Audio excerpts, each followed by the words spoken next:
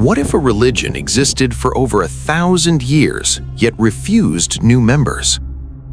This is the story of the Druze, and these are 25 beliefs that might genuinely surprise you.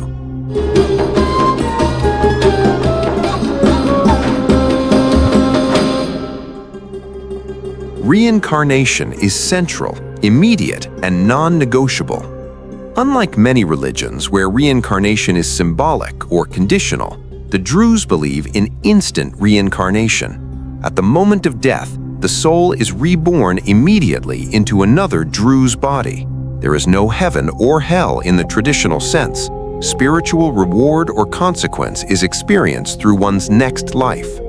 This belief has a fascinating parallel with some Orthodox Jewish mystical traditions, particularly Kabbalah, where the concept of Gilgul, the transmigration of souls, also exists. In both systems, reincarnation serves as a means of spiritual refinement rather than punishment. Only Druze souls are reborn as Druze. A key distinction: Druze believe that a Druze soul can only be reborn as Druze. Souls do not migrate between religions, species, or nations. This belief reinforces communal continuity and explains why conversion is not necessary. Every Druze soul is already part of the cycle. Conversion into the Druze faith is not allowed. One of the most surprising beliefs: no one can convert into the Druze religion. The faith has been closed to outsiders for nearly 1,000 years. Membership is determined solely by birth. This belief stems from the idea that all Druze souls already exist and are continuously recycled through reincarnation. Intermarriage is religiously forbidden and socially final.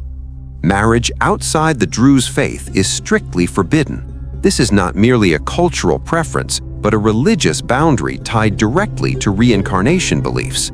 Since Druze souls reincarnate only within the community, marrying outside the faith is seen as breaking the spiritual cycle. In most cases, intermarriage results in permanent exclusion from the community. There is no process of return, no ritual of forgiveness, and no exception based on love or circumstance, something that deeply surprises Western audiences raised on religious flexibility. Children are not taught religion. Unlike Christianity or Judaism, Druze children are not raised with formal religious education. Spiritual learning begins only in adulthood, and only if the individual chooses initiation. This belief is rooted in the idea that premature knowledge can harm the soul. For Western societies emphasizing early religious instruction, this approach feels counterintuitive. Sacred texts are hidden from most followers. Another surprising element: most Druze are not permitted to read their own sacred scriptures. Only a spiritual elite known as the Uqal, the wise, may study the holy texts, called the Rasail al-Hikmah, the epistles of wisdom. The majority, known as the Juhal, the uninitiated, live ethical lives without direct access to theology. Knowledge is seen as spiritually dangerous if accessed prematurely. The prophet Jethro is the most revered biblical figure. While many religions emphasize Moses, Abraham, or Jesus, the Druze uniquely revered Jethro, known in Islamic tradition as Shuʿayb. Jethro is regarded as the greatest prophet and spiritual guide, symbolizing wisdom, justice, and divine insight. According to Druze belief, Jethro embodied perfect balance between reason and revelation. His tomb in Hittin, Israel, is the most sacred Druze pilgrimage site, visited annually in a tradition that predates modern national borders. Prophets are respected, but not worshipped. Figures such as Moses, Jesus, Muhammad, and other biblical prophets are acknowledged, but none are considered final or exclusive messengers of divine truth. Truth is believed to unfold gradually across history, through multiple cultures and philosophies. No public worship buildings exist. There are no Druze mosques, churches, or synagogues. Instead, small prayer houses called halwa exist, used only by the spiritually initiated. These spaces are intentionally modest, unmarked, and closed to outsiders. For Western audiences used to visible religious architecture, this absence feels startling. Faith, in Druze belief, does not need monuments.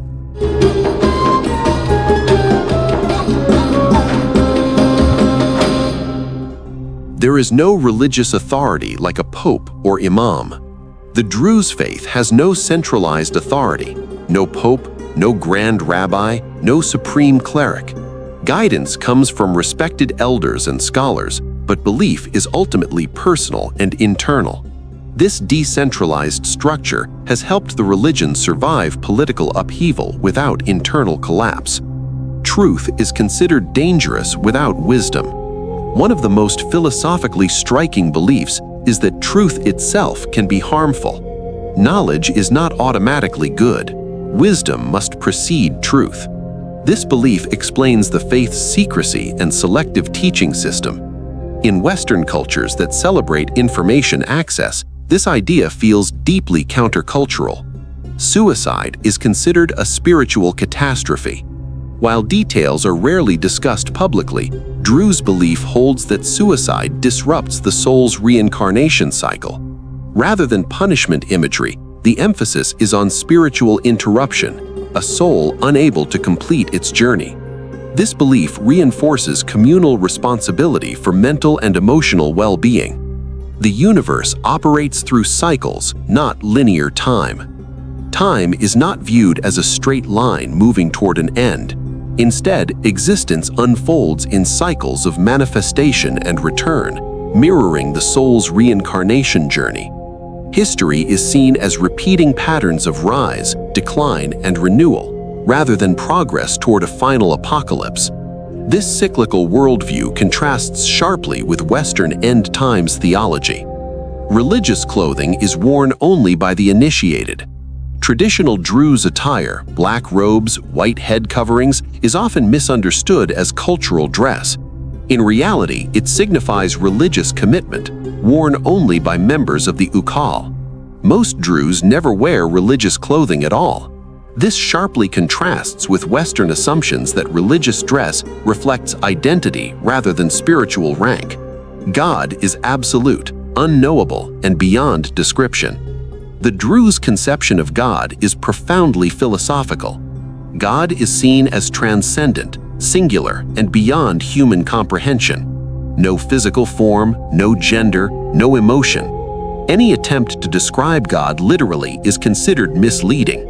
This belief aligns closely with Neoplatonic philosophy and echoes medieval Jewish and Islamic rationalist thinkers who argued that God can only be understood through attributes of negation.